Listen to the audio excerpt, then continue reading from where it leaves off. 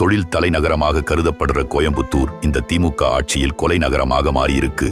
சட்டம் ஒழுங்கு என்னுடைய நேரடி கண்காணிப்பில் இருக்கும். கொங்கு பகுதியில் தொடர்ந்து தனியாக வீட்டில் வசித்து வருபவர்களை குறிவைத்து 4 இரட்டை கொலைகள் நடைபெற்றிருக்கிறது. வயதான தம்பதியினர் கொலை வழக்கில் போலீஸ் விசாரணையில் திடுக்கிடும் தகவல் வெளியாகியுள்ளது. கோவை கார் ஓட்டுநர் எரித்து கொலை செய்தது திமுக கவுன்சிலர் உட்பட 3 பேர். கோவையில் பாஜக நிர்வாகி அறிவாளால் வெட்டப்பட்ட சம்பவத்தில் கோட்டை ஈஸ்வரன் கோவில் அருகே நடந்த குண்டு வெடிப்பை சிலிண்டர் வெடிப்புன்னு மறைக்க முயற்சி செய்தது இந்த கையாலாகாத திமுக அரசு.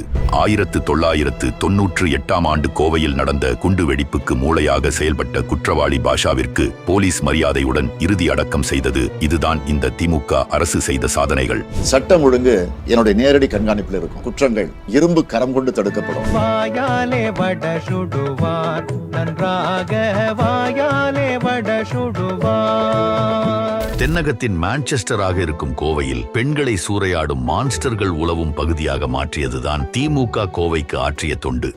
விமான நிலையத்திற்கு பின்புறம் ஒரு ஆணும் பெண்ணும் பேசிக் கொண்டிருக்கும் போது அங்கு வந்த 3 கொடூரர்கள் ஆண் நண்பரை அடித்து கொடூரமாக தாக்கி அந்த பெண்ணை கூட்டு பாலியல் வன்கொடுமை செஞ்சிருக்கிறாங்க.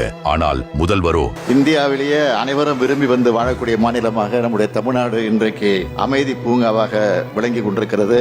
நாங்க வர்றோம்ப்பா. எவ்வளவு பிட்டுகளை தாப்பா அந்த காதுக தாங்க. வாங்க எம்புட்டு போய் லேசா புழுங்கினாவே கண்டுபிடிச்சிடறாங்கல்ல. அது சரி, அவங்கள நம்ம வாயை பார்த்து பார்த்து வருஷக்கணக்கா பழகிட்டாங்கல்ல, கண்டுபிடிக்கத்தானே செய்வாங்க.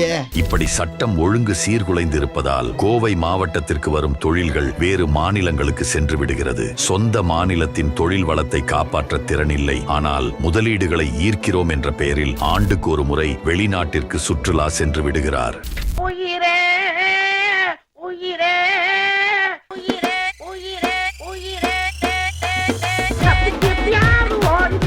நீங்கள் கொண்டு வந்த முதலீடுகளால் எத்தனை நிறுவனங்கள் தொடங்கப்பட்டுள்ளது, எவ்வளவு வேலை வாய்ப்புகள் உருவாக்கப்பட்டுள்ளது, வெள்ளை அறிக்கை வெளியிடுங்கள் என்று கேட்டால் தொழில்துறை அமைச்சரின் பதில் இதோ.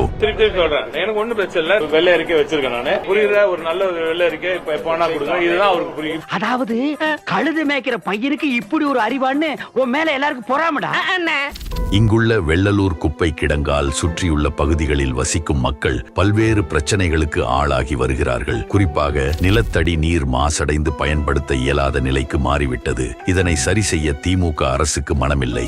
அதே சமயம் கேரளாவின் மருத்துவ கழிவுகள் இங்கு வரையறையின்றி கொட்டப்படுகிறது. அதை தடுக்க நம் முதல்வருக்கு திராணி இல்லை. ஆனால் இங்குள்ள கனிம வளங்களை மட்டும் கேரளாவுக்கு தாரை வார்த்து விடுகிறார். கோவையில் இயங்கி வரக்கூடிய 300க்கும் மேற்பட்ட கல்குவாரிகளில் 80% மேலானவை அனுமதியின்றி செயல்படுவதாகவும் அரசு அதிகாரிகள் உதவியுடன் கற்கள், ஜெல்லிகள், எம்சான் போன்றவை கேரளாவுக்கு கடத்தப்படுவதாகவும். இவ்வளவு துரோகத்தையும் கோவைக்கு இழைத்துவிட்டு கொஞ்சம் கூட கூச்சம் இல்லாமல் ஓணத்திற்கு முதல் ஆளாக கேரளா சென்று வாழ்த்து சொல்கிறார். என்ற பிரியப்பட்ட மலையாளிகளுக்கு இருதயம் நிறைஞ்ச ஓணாசம்சகள்.